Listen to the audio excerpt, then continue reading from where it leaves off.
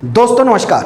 आज हम जो आपके सामने कार्यक्रम लेकर के आए हैं वो एक ऐसी वारदात से जुड़ा हुआ है जिसे आप सुनेंगे तो आप सन्न रह जाएंगे।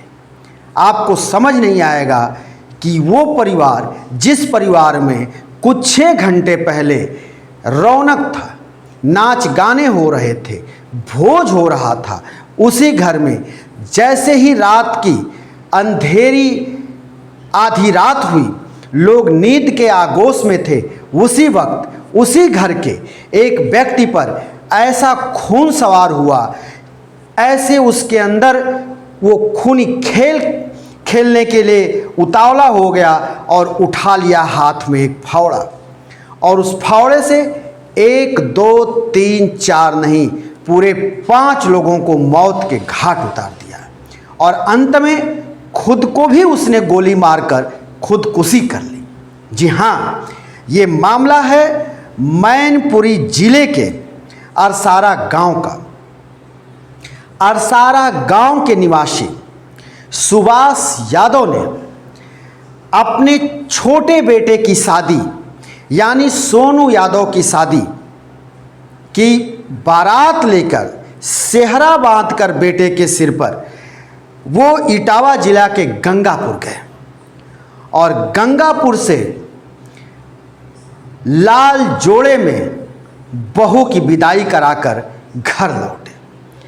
जब घर लौटे तो घर पर उन्होंने बहु भोज दिया। बहु भोज में सभी रिश्तेदार, गांव के लोग एक खुशहाली माहौल में, एक खुशनुमा माहौल में नाचते गाते भोजन का लुत्फ उठाया। लोगों ने नववर वधू को आशीर्वाद दिया और ये कार्यक्रम देर रात तक चलता रहा।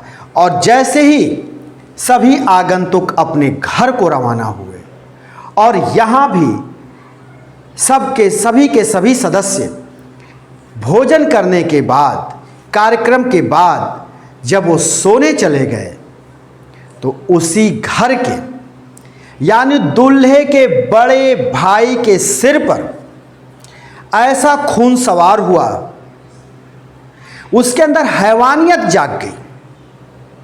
और उसने जब देखा कि परिवार के सभी सदस्य गहरी नींद में सो रहे हैं, उसी वक्त उसने एक फावड़ा उठाया और फावड़ा उठाकर उसने सबसे पहले वो पहुंचा नववधू यानी दुल्हा दुल्हन के कमरे की तरफ। प्रचंड गर्मी के चलते नौ जोड़े ने कमरे का दरवाज़ा खोल रखा था, अंदर से कुंडी बंद नहीं थी और हैवान जिसके सिर पर खून सवार था वो फावड़ा लेकर अंदर दाखिल होता है। अब जरा सोचिए, खुद का सगा भाई जिसके पांव में महावर लगा हुआ है, अभी महावर छूटा ही नहीं, नई नवेली दुल्हन जिसके हाथों में मेहंदी के चटक रंग ज्यों के त्यों, लेकिन उस दरिंदे के ऊपर जो खून सवार था उसने इसे नहीं देखा, वो नहीं पिघला और भाई को और उस दुल्हन को शिकार बना दिया। फावड़े से दोनों के गले को काटकर धड़ से अलग कर दिया। आप अपने स्क्रीन पर इस तस्वीर को आप देखें, दोनों की स्थिति क्या है, दोनों के हाल क्या है। वो सुहाग के सेज पर चीर निद्रा में सोए हुए हैं, नींद में सोए हुए हैं, और ये हैवान जिसके ऊपर खून सवार था वो उनको चीर निद्रे में सुला दिया, यानी उनके गर्दन को धड़ से अलग कर दिया। इतना ही नहीं, इसके बाद ये फावड़ा लेकर के पहुंचता है छत पे, जहां पर कि अन्य सदस्य सो रहे होते हैं। वहां इसने फिर खूनी खेल खेलना शुरू कर दिया और दूसरे सगे भाई की भी हत्या कर दी फावड़ा से।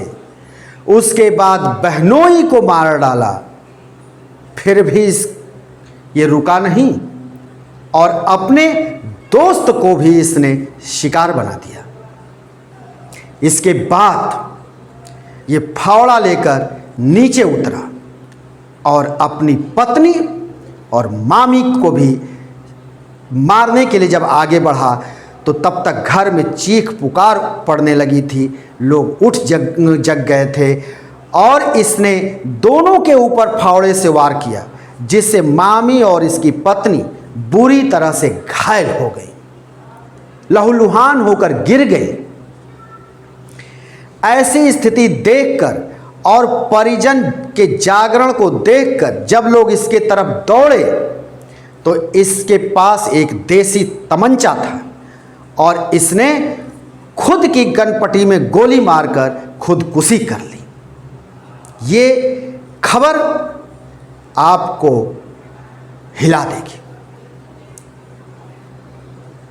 इसके बाद जब गांव के लोग वहां पहुंचे तो उन्होंने देखा जो मंजर, वो मंजर देखकर आप लोग सिहर गए।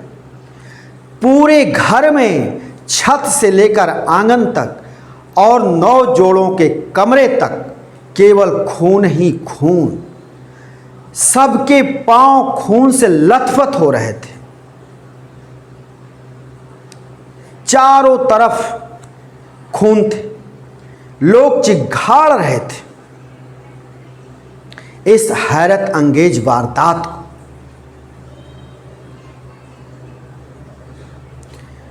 आपको बताएं, बाप बूढ़ा है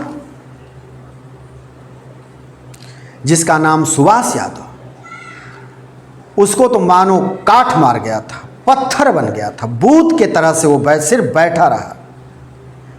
जब मौके पर पुलिस पहुंची तो वो कुछ बोलने की स्थिति में था ही नहीं।